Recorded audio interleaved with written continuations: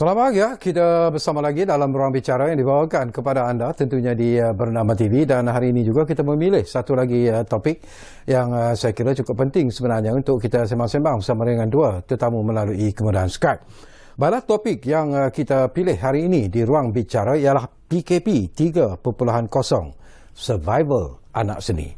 Dan saya anggap ini merupakan satu topik yang juga perlu diberi perhatian yang serius oleh semua pihak. Kerana kalau kita lihat laporan-laporan kebelakangan ini, banyak sudah syarikat-syarikat produksi yang telah pun mengalami kerugian yang agak besar kerana mereka tidak dapat meneruskan produksi mereka disebabkan oleh PKP 3.0 total lockdown ini. Dan kalau kita lalu di depan Istana Budaya pun, kita lihat Istana Budaya juga kelihatan begitu sunyi sepi sebenarnya. Tidak lagi ada aktiviti-aktiviti seni yang dipertontonkan kepada orang ramai di Istana Budaya. Ini antara contoh-contoh mengapa kita mengambil keputusan untuk memilih topik ini. Baiklah, untuk bercakap tentang topik ini, kita ada dua tetamu yang cukup istimewa yang akan kita hubungi melalui Skype. Tetamu yang pertama ialah yang berbahagia, Datuk Samsudin Bardan, yang merupakan pengarah eksekutif Persekutuan Majikan-Majikan Malaysia ataupun MEF, dan insya-Allah kita juga akan menghubungi melalui kemudahan Skype seorang lagi tetamu, iaitu yang berbahagia, Encik Engku Ismail Aziz, yang merupakan seorang produser ataupun penerbit.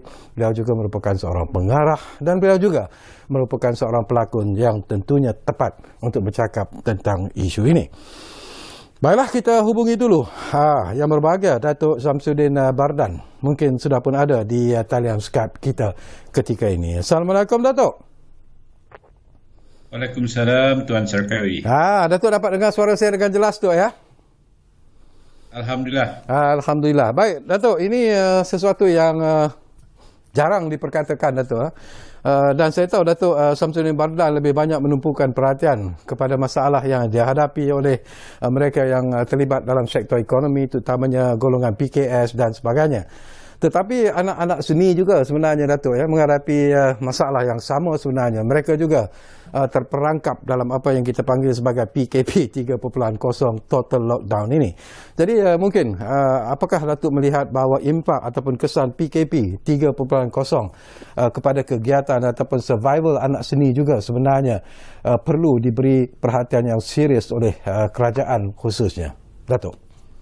Ya, sebenarnya begitulah Tuan Sarkawi, kerana kalau kita lihat tentang PKP 3.0 ini, kesannya memang amat mendalam kepada kesemua keseluruhan ekonomi, kehilangan perniagaan dan juga termasuk anak seni tidak terkecuali. Dan apa yang dikatakan oleh Tuan Sarkawi tadi memang betul, ya. Kegiatan seni pada masa ini agak lengang sebenarnya. Dan kalau kita menonton TV pun, kita dihidangkan dengan, saya rasa, program-program yang lama. Dan ini membuktikan bahawa tidak ada efforts ataupun tidak ada produksi-produksi baru yang dibuat. Dan ini sudah tentu menjejaskan mereka-mereka yang terlibat dalam industri seni berkenaan, termasuklah produser, pelakon dan juga pengarah dan sebagainya. Terutama juga mereka yang bekerja di belakang tabir. Okey, apa ni Datuk? Saya juga nak dapat pandangan Datuk lah. Kita tahu bahawa kerajaan banyak memperkenalkan pakej rangsangan ekonomi, dan yang terbaru seperti apa yang diumumkan oleh Yang Amat Berhormat Perdana Menteri ialah Pelan Pemulihan Negara. Tetapi apakah Datuk melihat bahawa apa yang dilakukan oleh kerajaan itu, kalau kita lihat daripada sudut survival anak seni itu, apakah mereka juga sebenarnya mendapat manfaat daripada terutamanya Pelan Pemulihan Negara itu sendiri dalam industri kreatif sebenarnya, Datuk? Ya.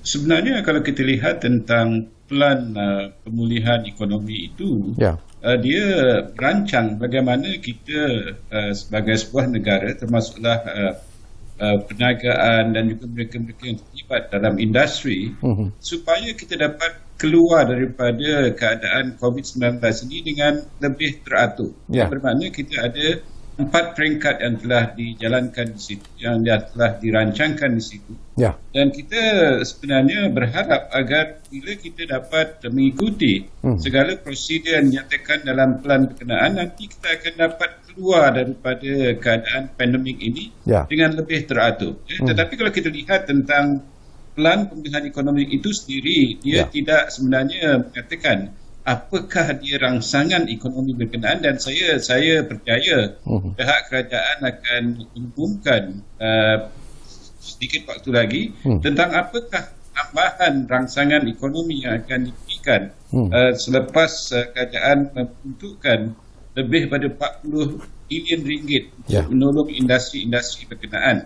Tapi kalau kita lihat tentang industri seni sendiri, kita lihat pada bulan Februari tahun ini kerajaan telah memperkenalkan pakej rangsangan Prisma yang melibatkan lebih daripada 82 juta ringgit menolong anak-anak seni. Sesuatu yang penting jugalah, semacam saya sebut di awal tadi, Datuk, syarikat-syarikat produksi, terutamanya mereka yang menerbitkan drama-drama untuk televisyen khususnya, mengalami kerugian yang agak besar, dan ada syarikat yang terpaksa menanggung kerugian itu untuk satu masa yang agak panjang sebenarnya. Jadi untuk survival anak-anak seni ini, apa cadangan yang mungkin Datuk fikir harus dilakukan dengan segera bagi membantu mereka supaya tidak ada mereka yang terpaksa bungkus syarikat mereka? Mungkin pelakon-pelakon juga mengalami masalah yang sama untuk mencari makan dan sebagainya. Jadi pandangan Datuk dalam isu ini, Tok? Ya, sebenarnya dalam cuba untuk menolong mereka-mereka yang bergiat dalam bidang perniagaan dan juga mereka yang terlibat dalam bidang seni ini, MAF mengharapkan agar kerajaan dapat melaksanakan moratorium terhadap hutang-hutang yang mungkin diambil oleh pihak produksi ataupun pihak yang terlibat sendiri secara individu. Dan kita dapati banyak aduan-aduan diterima mengatakan bahawa moratorium berkenaan itu sebenarnya tidak sangat menolong mereka ini. Apa yang diperlukan sebenarnya adalah di mana kalau seseorang itu mempunyai hutang, kita harapkan agar moratorium itu diberikan secara automatik. Bermakna tak perlulah kita memohon dan sebagainya. Dan bila kita katakan moratorium itu automatik, mereka tidaklah diberikan juga pelepasan terhadap faedah untuk loan yang mereka ambil itu. Jadi kalau kita masih dikenakan faedah sebagainya, kita cuma menanggungkan sahaja pembayaran, tetapi kos faedah itu masih ditanggung oleh peminjam. Jadi ini kita rasakan bahawa sesuatu yang harus dipikirkan oleh pihak institusi kewangan dan juga bank negara dan juga kerajaan, supaya kita sebenarnya dapat menolong mereka-mereka yang sangat terjerat dengan keadaan pada masa ini.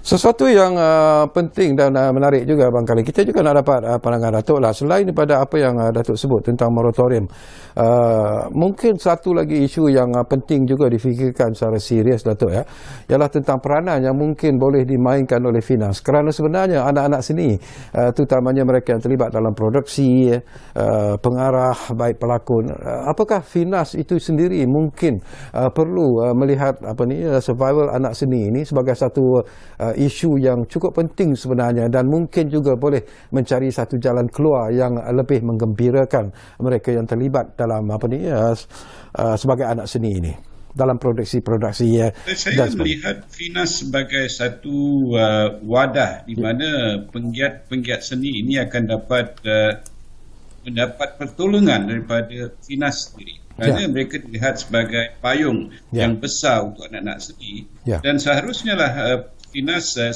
rasakan harus memikirkan untuk membuat satu permohonan yang dikira sebagai satu kelompok pada pihak kerajaan, supaya anak-anak seni ini dapat dibantu dengan lebih bermakna lagi. Jadi anak-anak seni ini tidak harus pergi sendirian sahaja ke bank ataupun ke pihak kementerian untuk meminta pertolongan dan sebagainya.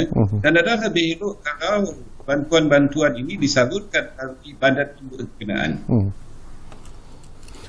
Finas juga sebenarnya, Datuk, ya, ada juga menyalurkan bantuan-bantuan dari segi keuangan, package-package untuk produksi syarikat-syarikat ataupun penggiat-penggiat seni ini. Tetapi apakah Datuk melihat bahawa mungkin ada cara lain lagi, terutamanya untuk memberi kelonggaran, terutamanya kepada anak-anak seni, kepada penggiat-penggiat seni sendiri dalam usaha untuk menyempurnakan kerja mereka yang terbengkalai sekarang ini, Tok? Saya merasakan bahawa kegiatan seni ini tidak boleh dikatakan sebagai satu kegiatan yang menimbulkan kemungkinan untuk adanya jangkitan COVID-19 kalau kita mengikut prosedur yang telah ditetapkan. Dan saya berharap agar sebenarnya mereka-mereka ini dibenarkan untuk terus bergiat dalam bidang mereka yang tertentu itu, dengan kerajaan dan Finas juga satu untuk mengeluarkan satu SOP yang jelas dan yang tidak begitu mengikat dan boleh dilaksanakan oleh anak-anak seni berkenaan supaya mereka terus dapat bergiat dan menjana kegiatan ekonomi. Dan satu lagi aspek jugalah, kita hampir-hampir di penghujung PKP 3.0 total lockdown ini, tu ya. Apakah Datuk merasakan bahawa kemungkinan besar barangkali kita akan dikenakan lagi dengan PKP seterusnya, kerana kalau kita lihat kepada keadaan ataupun trend penularan wabak COVID-19 di negara kita ini masih lagi menunjukkan ataupun berada pada satu peringkat yang masih lagi bagi saya agak membimbangkan. Jadi apakah Datuk merasakan secara peribadi bahawa mungkin PKP seterusnya akan dikenakan dan mungkin juga ada sedikit kelonggaran dalam PKP yang akan dikenakan nanti? Ya, saya melihat kepada statistik yang kebelakangan ini menunjukkan bahawa jangkitan baru masih tinggi, masih melebihi daripada 5,000 kes setiap hari. Dan ini kemungkinan besar PKP 3 ini akan disambung lagi, sekurang-kurangnya untuk 2 minggu, ataupun kemungkinan besar, ini jangkaan saya akan melepasi Raya Haji. Kerana kalau kita benarkan penarikan balik PKP 3.0 ini sebelum Raya Haji, bermakna akan banyak berlaku rentas negeri, rentas daerah dan sebagainya, dan ini menjadi satu kebimbangan besar. Kemungkinan akan ada lagi penularan jangkitan COVID ini yang lebih hebat lagi, dan saya merasakan bahawa boleh dilakukan lanjutan PKP 3.0 itu pada jangka waktu yang mungkin perlu, tetapi saya berharap agar syarikat-syarikat dan juga perniagaan juga anak seni sendiri dibenarkan untuk beroperasi. Of course dengan syarat bahawa mereka mengikuti prosedur SOP yang ketat, dan saya juga berharap bahawa mereka-mereka yang akan dibenarkan untuk bergiat ini diberikan suntikan vaksin dengan segera. Kerana kalau kita telah menerima suntikan vaksin nanti, kemungkinan besar daya tahan kita akan lebih lagi, dan juga kita kalaupun dijangkiti mungkin tidak akan menjadi serius kalau kita tidak diberikan vaksin lagi. Saya sendiri sentiasa mendengar kenyataan-kenyataan yang dikeluarkan oleh Datuk sendirilah, kebimbangan yang disuarakan oleh Datuk, terutamanya bila kita bercakap tentang impak ataupun kesan COVID-19 dalam kepada sektor ekonomi. Dan apabila PKP 3.0 ini dilanjutkan, dan kita percaya mungkin ianya akan terus memberi tekanan, tetapi mungkin juga macam Datuk sebut tadi lah, beberapa kelonggaran perlu difikirkan oleh kerajaan untuk memberi sedikit nafas yang melegakan sebenarnya kepada sektor ekonomi, termasuklah kepada survival anak seni sendiri. Jadi nasihat dan juga pandangan Datuk dalam isu ini, Tok. Ya, sebenarnya macam saya katakan tadi, kita masih harus berwaspada mengenai kemungkinan jangkitan COVID-19. Tetapi ini tidak bermakna bahawa kita masih tidak dibenarkan untuk beroperasi. Kebenaran untuk operasi ini amat penting kepada kegiatan ekonomi businesses dan juga anak-anak seni, kerana kita tahu bahawa keadaan sekarang ini agak mencabar sebenarnya, dan kita masih mendengar kes-kes di mana berlaku keadaan di mana seorang tidak ada kerja dan mereka merasa tertekan dan membuat sesuatu yang di luar jangkaan sebenarnya. Dan kita berharap bahawa keadaan ini tidak berterusan dan seharusnya pekerja-pekerja penggiat seni ini dibenarkan bergiat semula supaya mereka dapat penjana pendapatan. Itu saya rasa amat penting dan saya merasakan bahawa kerajaan harus membenarkan mereka-mereka ini mula beroperasi. Semakin lama kita tahan mereka untuk bergiat, keadaan akan menjadi lebih tenang. Bagaimana Datuk sendiri melihat tentang program imunisasi COVID-19 peringkat kebangsaan yang sekarang ini sudah pun berlangsung dengan begitu hebat sekali, target yang diletakkan dan sebagainya. Apakah Datuk merasa yakin bahawa sekiranya program imunisasi COVID-19 peringkat kebangsaan ini berjaya, mungkin kita akan dapat keluar daripada kepompong atau pekongkongan COVID-19 yang betul-betul sebenarnya memberi kesan dan impak kepada kita semua, Datuk? Ya, sebenarnya begitu, Tuan. Kerana kalau kita lihat tentang jangkaan dan hasrat kita untuk memberikan vaksin lebih pada 200,000 setiap hari itu, kalau kita dapat lakukan sedemikian, telah dijangkakan bahawa beberapa negeri, saya kira ada 5 negeri yang dijangkakan di situ, akan dapat mencapai immunity kelompok dalam bulan Ogos dan sebagainya. Dan ini saya rasa amat merangsangkan. Kalau ini berlaku, saya rasa kita tidak perlu lagi menghalang ekonomi ini daripada terus bergerak. Dan ini juga termasuk anak-anak seni supaya mereka dapat sebenarnya meneruskan kehidupan mereka. Dan saya rasakan bahawa program vaksinasi ini dapat dipercepatkan lagi kalau kita benarkan sektor swasta untuk berkecimpung ataupun mengepling tenaga untuk membantu kerajaan memberikan vaksinasi kepada rakyat. Tetapi saya agak terkilan kerana dari segi perlibatan pengamal perubatan di sektor swasta ini, mereka hanya dijangkakan akan dapat terlibat terus dalam bulan Ogos sahaja. Saya rasa ianya harus dipercepatkan lagi. Ya.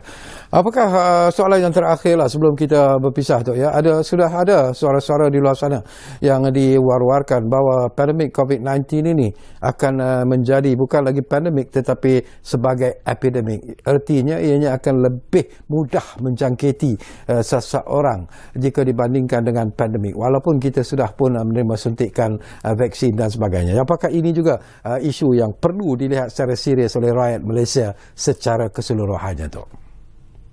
Sebenarnya memang ada kemungkinan besar itu berlaku dan kita sebenarnya harus bersedia dari sekarang untuk belajar hidup dengan adanya COVID-19 di kalangan kita.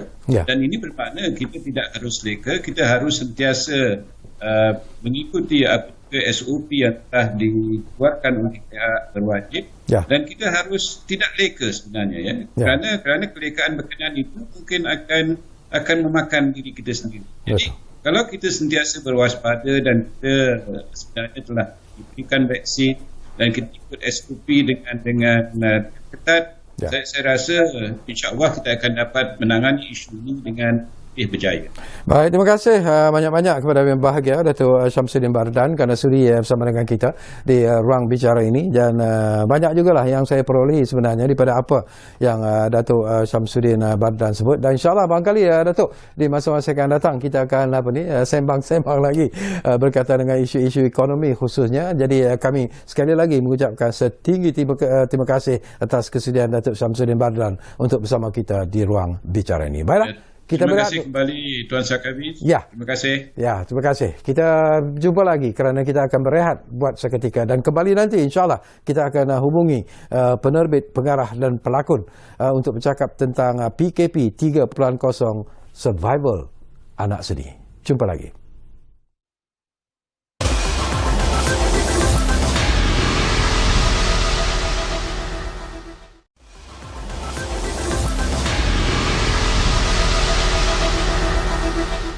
Okey, kita kembali semula ke ruang bicara ini. Masih lagi kita bercakap tentang topik yang cukup penting sebenarnya, PKP 3.0 survival anak seni. Dan seperti yang kami janjikan kepada anda, kita ada seorang lagi tetamu yang akan bercakap tentang isu ini. Jadi kita ingin mengucapkan jutaan terima kasih kepada yang berbahagia Engku Ismail Aziz yang merupakan seorang produser ataupun penerbit. Beliau juga seorang pengarah dan beliau juga seorang pelakon. Jadi tentunya ini topik yang bersesuaian sekali dengan saudara Engku Ismail Aziz. Assalamualaikum Engku. Waalaikumsalam. Apa khabar semua? Baik, alhamdulillah Engku. Okey, kita bercakap tentang isu yang cukup penting sebenarnya Engku ya, dan banyak berita-berita, banyak rungutan-rungutan yang telah pun disuarakan oleh penggiat-penggiat seni akibat daripada COVID-19 dan kemudiannya PKP 3.0, total lockdown dan sebagainya. Cabaran terbesar sebenarnya kepada penggiat-penggiat seni apabila terpaksa melalui satu episod yang cukup mencabar seperti PKP 3.0 ini sebenarnya, Engku. Cabaran terbesarnya pada saya, cabaran tak boleh nak shoot, tak boleh nak kerja. Kita seperti mana berlaku pada semua industri yang lain. N40 pun dah turun kepada P40. Kita semua tak boleh nak kerja, itu masalah besar. Dan kita tak boleh cari makan, dan kita tak boleh nak tak terus berkarya. Jadi ini banyak dari sudut pendapatan kita sendiri. So, dan kita pun nak kata dapat bantu ke, masih lagi tak cukup memadai dan tak membantu sebenarnya. Kita alhamdulillah ada rancangan seperti kita dapat bicara dengan lebih lanjut, dengan lebih detail kulit tentang bagaimana kita nak sama-sama keluarkan, nak suarakan buah hati kita, insyaAllah. Saya difahamkan juga Engku ya, malam ini juga penerbit-penerbit mereka yang terlibat dalam kegiatan seni ini sendiri akan sedang bertemu sesama sendiri untuk membincangkan tentang perkara-perkara besar. Apa sebenarnya isu utama yang mungkin menjadi perbincangan di kalangan penggiat seni tanah air sekarang ini, Engku? Yang utamanya ialah bila kita boleh masuk set balik. Bila kita boleh shoot balik. Dan apakah caranya, bagaimana kerajaan MKN, bagaimana Sinas dan juga semua production boleh bersatu di dalam satu ruang sama untuk bincang masalah ini dan kita boleh bekerja balik. Saya faham siapa yang nak kena COVID-19. Tak ada siapa yang nak menggalakkan kenaikan graf atau kes makin tinggi kemudian tak ada siapa nak contribute pada benda itu. Kita semua boleh nak masalah ni selesai secepat mungkin dan kita dapat hidup seperti biasa, insyaAllah. Tapi dalam keadaan yang sama juga, orang kata kalau tak mati kerana COVID-19, kita mati kerana mati kerana kesusahan, mati susah kita tak boleh nak buat apa. Dan kita tertanya kerana kita semua freelancer, dan kita kalau kais pagi makan nasi lemak bungkus 50 sen dengan kais pagi makan buffet, berbezalah. Siapa yang itu okey lah. Yang makan nasi lemak 50 sen, contoh pada saya ialah kru, technical crew, production crew yang mereka dibayar dengan gaji yang rendah, dan pekerjaan mereka pun sebenarnya tak memadai dengan apa benda tu, tapi diorang ni still sustain kerana mereka percaya kepada apa yang mereka suka. Tapi tak kisahlah suka kan, kita persoalkan ialah apa sebenarnya yang boleh kita bincang dengan pihak berkuasa, kena kita boleh sikap, kita boleh sama-sama selaraskan. Sekarang ni penerbit seluruh Malaysia, basically from yang buat TV commercial, yang buat TV drama, yang buat filem, mereka semua sama-sama sekarang insyaAllah akan buat satu perbincangan dan mungkin akan mengusulkan perbincangan itu tentang bagaimana kita shoot balik dengan kerajaan sebelum 24 Jun. Kita tak tahu lagi fasa kedua ni apa yang akan dikabarkan, dan kita semua harapkan berita yang baik untuk fasa kedua. Tapi kalau fasa kedua tak menyertai kita dan masih lagi dengan isu-isu macam kita tak tahu lagi, saya tak boleh buka, saya tak boleh buka, kenapa tak boleh buka, apa sebabnya, dan kita tak pernah ada kluster shooting, alhamdulillah, bukan siapa kita tak pernah, kita tak berlaku lagi. Yeah. So apa sebenarnya membuatkan kita susah sangat nak ke depan ni? Apa yang susah sangat dilepaskan? Baik, satu lagi isu yang saya nak dapat pandangan ikhlas daripada Engku Ismail lah. Kita tahu bahawa kerajaan sendiri telah memperkenalkan pelbagai pakej rangsangan ekonomi dan antaranya ialah Pemerkasa Plus dan yang terbaru ialah apa yang kita sebut sebagai Pelan Pemulihan Ekonomi Negara dan sebagainya. Tetapi apakah itu sebenarnya mencukupi untuk memberi satu sinar baru ataupun sinar harapan sebenarnya kepada penggiat-penggiat seni dalam usaha membantu penggiat-penggiat seni yang mungkin merasakan amat tertekan ketika ini, Angku? Sejauh mana sampainya Pemerkasa Plus ni? Ya. Saya sebenarnya sentiasa tertanya, bantuan ni kita lihat wujud on papers, kita lihat wujud dalam promotion. Ya. Tapi sejauh mana dia dapat membantu pun, kita masih lagi apa segala rintihan, filmmakers, pelakon, directors, mereka semua berintis setiap hari dalam WhatsApp group, production manager semua setiap hari. Apa Pemerkasa Plus semua ni? Okey, memang ada satu effort daripada kerajaan, tapi sejauh mana dia membantu sebenarnya? Persoalan boleh ditanya lagi, kita dah bagi bantuan-bantuan. Contohnya BSH. Kalau seorang artis, dia declare income tax dia 80,000 setahun, dia dah tak qualify for BSH. Pemerkasa Plus, apa sebenarnya syarat-syarat untuk dapatkan? Dan berapa banyak pun boleh dapat pun. Kalau seorang kru yang membutuhkan expenses monthly in around like 3 or 5,000, katalah contohlah 2-3 ribu lah. Kalau dia perlukan, kalau dia buat episod, dia buat televisi, dia boleh dapat 3,000 dalam setiap bulan. Sejauh mana Pemerkasa Plus boleh tolong dalam hal tu? Kerana kita perlu sustain, kita perlu hidup. Dan nak kata saving benda ke, kita tak usah cerita barang-barang lain. Tapi kalau nak masa lepas, kita tak nampak sejauh mana dia boleh membantu benda ni, dan kita perlukan persoalan balik lah. Apa sebenarnya yang cuba dilakukan sebenarnya.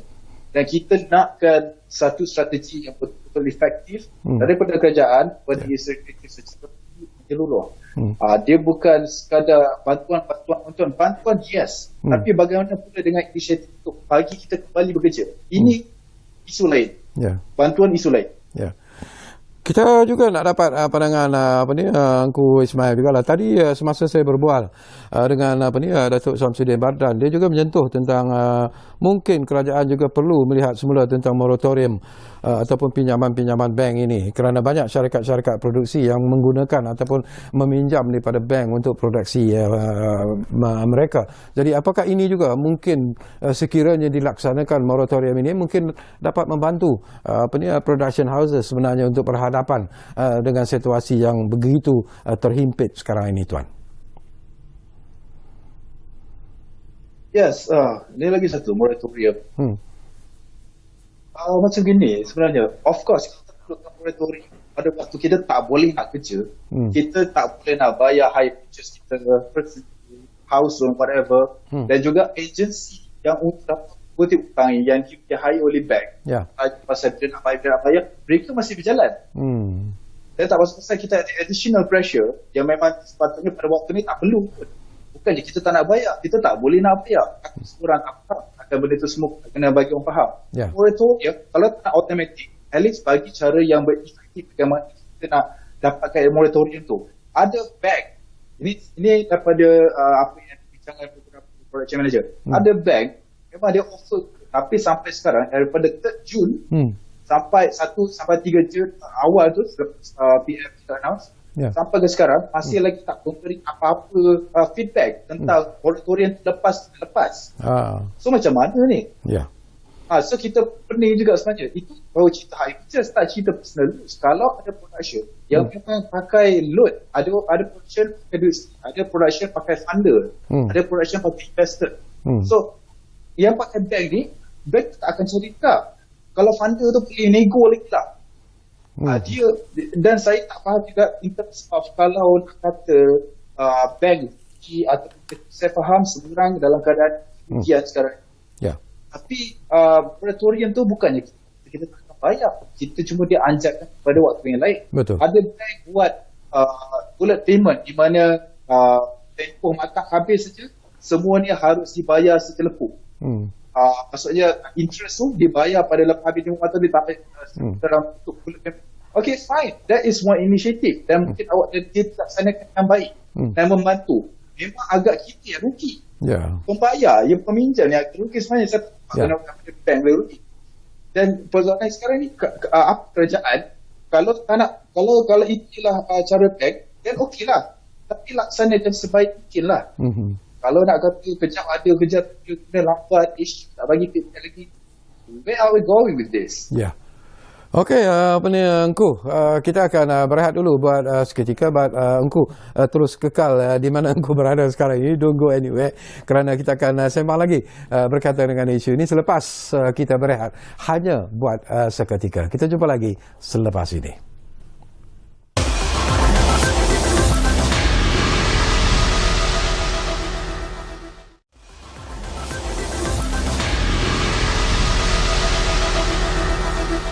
Baiklah, terima kasih kerana anda masih lagi bersama kami di ruang bicara ini, dan kita sebenarnya masih lagi bercakap tentang isu yang cukup penting, PKP 3.0, survival anak seni, dan kita sedang berbual dengan tetamu kita melalui kemudahan Skype, iaitu yang berbahagia Engku Ismail Aziz. Dan walaupun sebenarnya kita difahamkan bahawa kerajaan ada memberi kelonggaran sebenarnya kepada penerbit, pengarah dan juga pelakon untuk meneruskan penggambaran kalau mereka membuat drama misalnya, indoor shooting itu masih lagi dibenarkan dan sebagainya.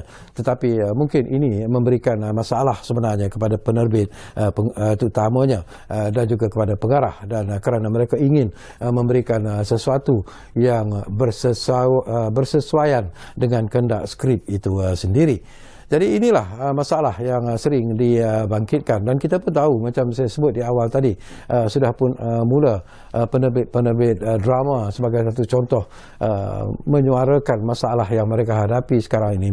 Mereka menghadapi kerugian yang agak besar. Ada syarikat produksi yang mengalami kerugian sehingga 1.5 juta ringgit sebagai satu contoh. Jadi semua ini adalah merupakan cabaran yang terpaksa dihadapi oleh penggiat seni apabila kita bercakap tentang survival anak seni.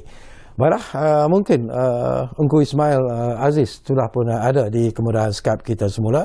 Jadi Engku, kita nak bercakap tentang diri anda sendiri sebagai seorang penerbit. Kemudian kita juga akan bercakap sebagai seorang pengarah dan kemudiannya sebagai seorang pelakon.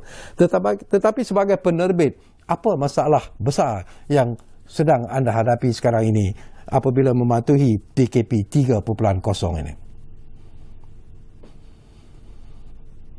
Macam saya cakap tadi, masalah besar kita tak nak shoot, dan kemudiannya kita dapat antara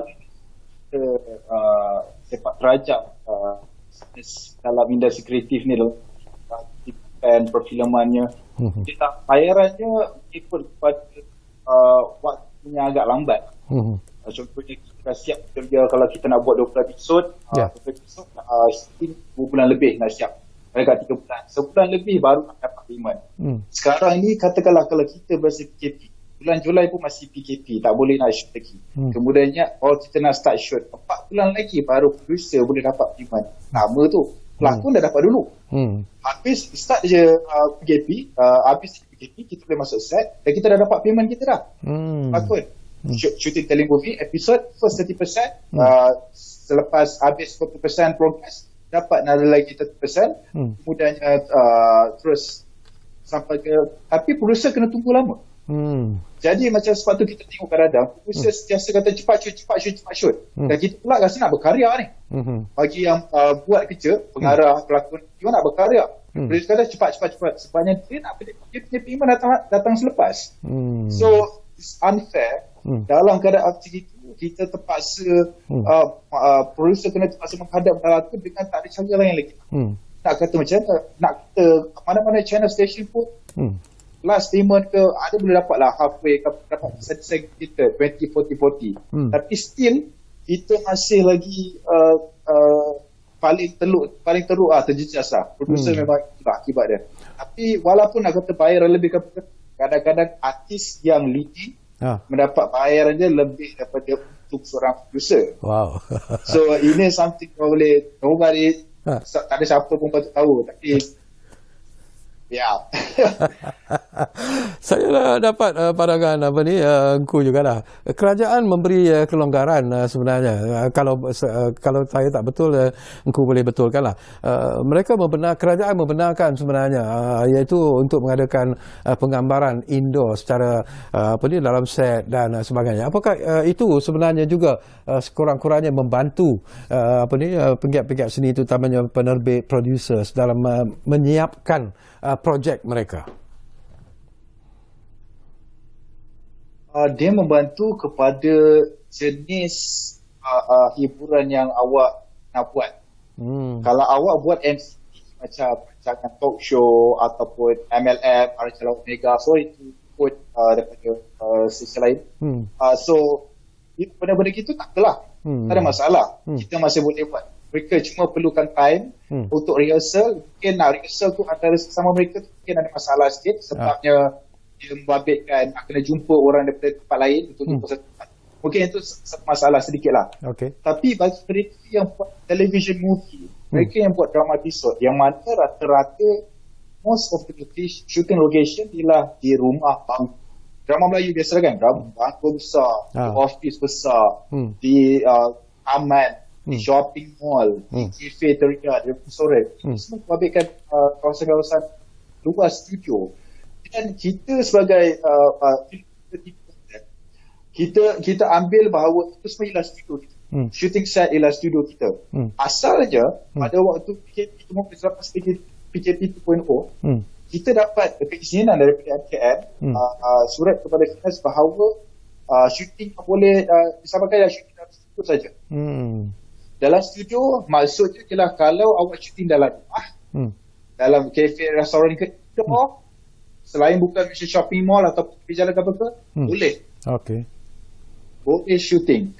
Tetapi sebelum mulanya PKP 3.0, tiba-tiba MKN hantar surat kepada Finas dan secara berkuasa serta-merta memberitahu bahawa kita tak rumah atau kafe atau shooting location ni tidak dikira sebagai studio.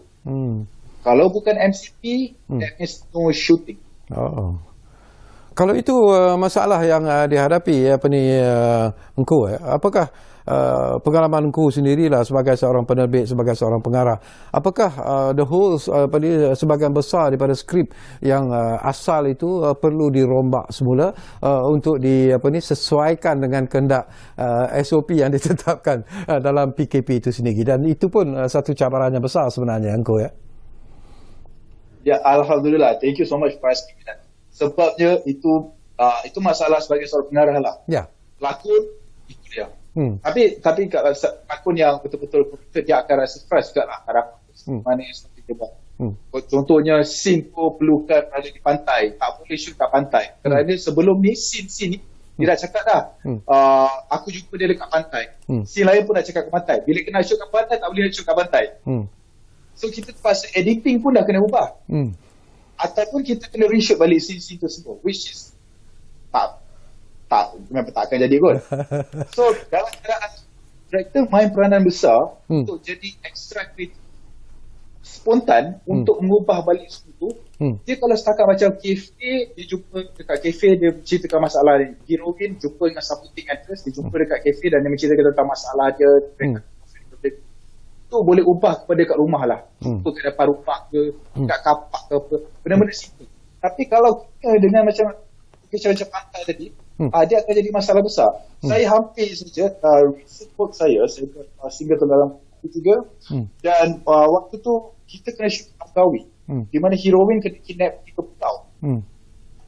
Dan benda tu kita dah habis dah scene sebelum dan selepas pulau tu yang menceritakan tentang dia diculik ke pulau.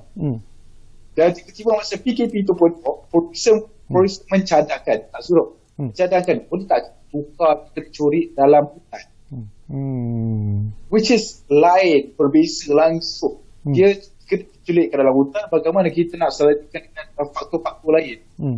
Dia punya telefon tak ada, dia punya dia ada je dalam keadaan yang terbaik, dalam kesediaan cerita di sini. So ini menjadi masalah. Tapi orang kata walau macam mana karya itu diubah, pihak TV station masih faham lagi kita faham memang semua ni harus disiapkan secara mungkin. So kalau dah memang nampak macam marpa sikit, okey, mereka faham. Yang masalahnya ialah kita tak boleh nak shoot langsung. Saya terfikir ini masalah. Saya terfikir satu perkara juga Engku. Ini mungkin if I'm wrong, Engku kena betulkanlah. Mungkin dalam mengubah tadi Engku sebut misalnya kalau nak buat shooting di tepi pantai tak boleh lah because PKP.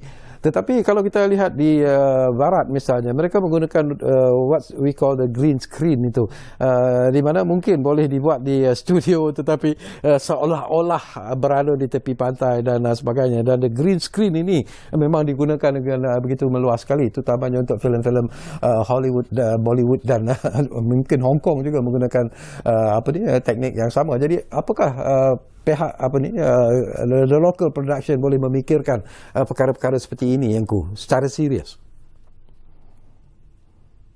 Benda ni common juga berlaku di Malaysia. Itu sebenarnya saya boleh kata antara alternatif yang boleh diguna pakai tentang kita nak. Tapi sejauh mana kita boleh cover ataupun headshot dengan green screen tunjukkan di pantai je, kalau satu scene yelah. Kalau kita ada 30 scene dia berjalan di gigi pantai, nak cheat macam mana? Betul juga. Kita perlukan dia bermain dengan air kat pantai, balik-balik, kejar-kejar, balik, nak cheat macam mana? So itu Hollywood boleh buat, masih lagi boleh buat. Cumanya bajet mereka beratus juta dan mereka ada masa yang sangat panjang untuk buat. Untuk television drama, kalau nak shoot green screen untuk satu scene, contohnya kita nak cheat, dia call mak dia kat Paris, itu boleh buat lah, senang aja. Editor masih perlukan beberapa jam untuk siapkan all the key in semua stuff, tapi taklah susah mana. Tapi kalau kita 3 episod, satu episod ada lebih 30-40 scene, satu episod 30 scene, 3 episod dia di satu pulau dan ada separuhnya di pantai. Kita tak boleh nak cheat. Kita tetap kena ada kat situ. Baik, Engku, sesuatu yang bukan mustahil sebenarnya. Tadi pun saya dapatkan pandangan daripada Dato' Syamsuddin Badran.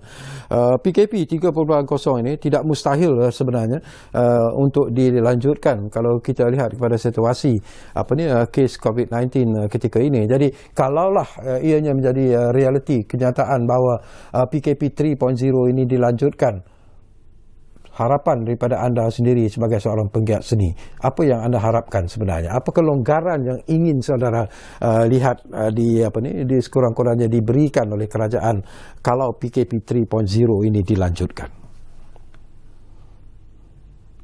Saya mewakili kepada semua pengkarya. Kita tak naklah voice out sangat ataupun terlalu buka kepada kerajaan ataupun pihak berkuasa tentang bagaimana kita buat keputusan mereka. Tapi kita yang kita boleh nak tak pun ialah fungsi kepada kita, apakah strategi yang diambil untuk menangani masalah untuk sensitif, dan boleh tak kita bantu sekali dan kita juga kongsi pendapat kita. Dan mungkin sebabnya kita memang nak shoot dan kita tak ada masalah.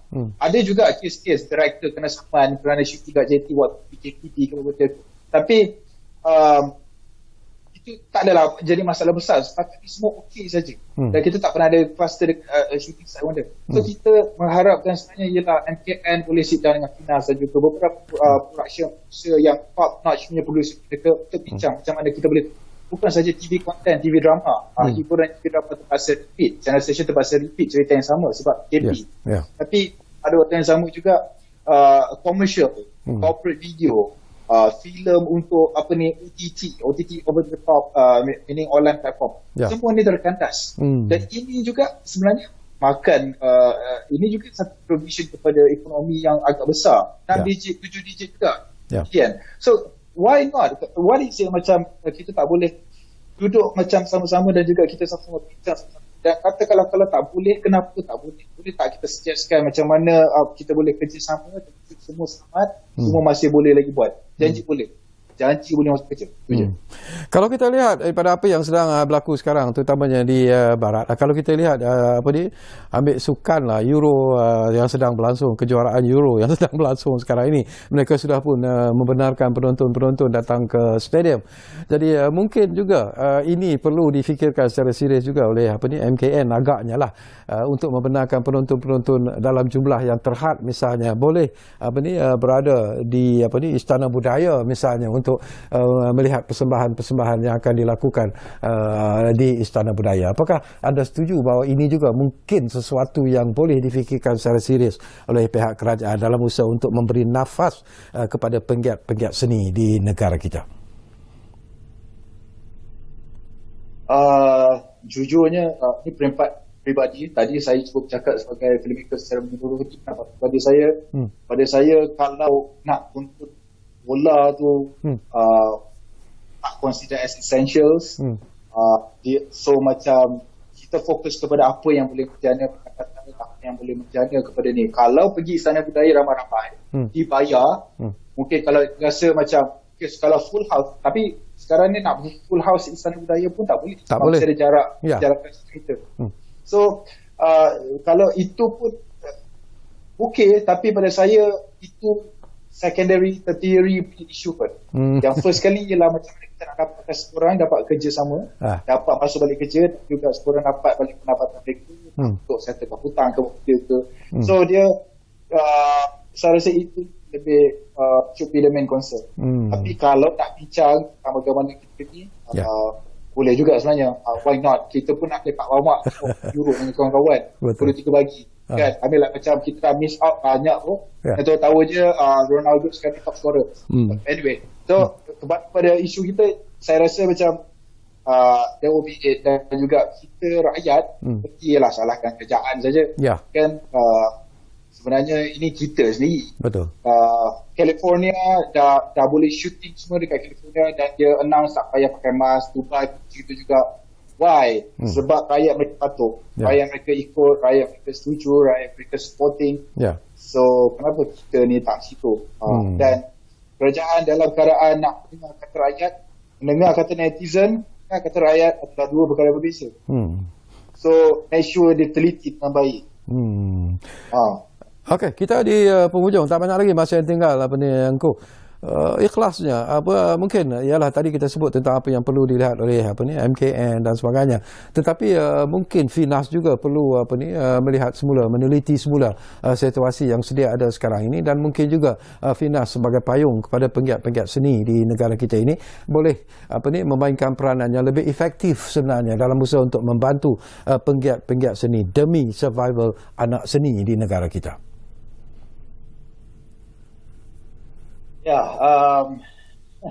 Saya nampak kelolaan saya nampak lah ada perubahan, tapi we are going yang very unexpected. Ini satu keadaan yang macam secara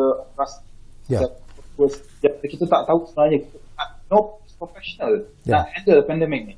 So saya faham juga kena handle, tapi at the same time we can make it fit. Kita boleh percepatkan proses masalah, menyelesaikan masalah dengan kita boleh bincang sama-sama, dan dia patut welcome dan juga filmmakers untuk sit down macam mana kita boleh ni. Dan juga yang penggiat seni ni juga harus patut pada isu pada apa benda kepuan ini. Kita tak kalau dia keluar yang ringan, dan jawapannya tak jenak. Ada ura-ura mengatakan kalau set semua vaccinated baru boleh start. Okay, fine. Fair enough. Bagi satu slot di mana semua penggiat seni boleh mendapatkan vaccination. Tak ada, saya tak jumpa lagi mana pelakon yang semua kalau boleh jab je kerja. Okay. Because priority dia tetap kerja. Dia apa pun kita kembali pada diorang yang shoot nak kerja. Sampai bila kita nak tanya sikit ke aku ni yang nak boleh aku. Sampai bila nak bila kita nak mendengar pilihan mereka nak itu basically kru semua takut. So kat mana Finas, kita tak minta bantuan bantuan kewangan kepada kru kapal itu. Kalau nak secondary primary je lah, kat mana solution untuk bagi semua masuk. Apakah sebenarnya Finas mungkin kerjasama dengan kementerian ataupun siapa-siapa ke untuk bagi semua ni lancar soal yang paling baik. Okey, terima kasih banyak-banyak kepada Engku Ismail Aziz. Jadi all the best to you sebenarnya Engku, dan saya percaya bahawa ada masa depan yang cerah sebenarnya bila kita bercakap tentang survival anak seni, dan saya percaya selagi ada tokoh-tokoh, selagi ada mereka yang berbakat besar seperti Engku Ismail Aziz sendiri, saya percaya bahawa dunia ataupun penggiat-penggiat seni juga sebenarnya masih lagi melihat pada sesuatu yang positif, dan kita harap mungkin kerajaan juga akan terus membantu penggiat seni dalam usaha mereka terus berjuang untuk menyemarakkan seni tanah air, tak kiralah di aspek seni mana sekalipun. Jadi terima kasih kepada Engku Ismail Aziz kerana sudi bersama kita di ruang bicara ini, walaupun ada gangguan audio sedikit dari masa ke semasa. Kami memohon maaf kepada anda semua, dan terima kasih kerana menumpukan perhatian bersama kami di ruang bicara ini. Dan jangan lupa, kita masih lagi sebenarnya belum menang, kita masih lagi berjuang menentang COVID-19. Jadi macam selalu kami pesan kepada anda, jaga ataupun patuhi SOP yang telah ditetapkan. Kita jaga kita jaga keluarga kita, dan kita jaga negara kita. Jumpa lagi.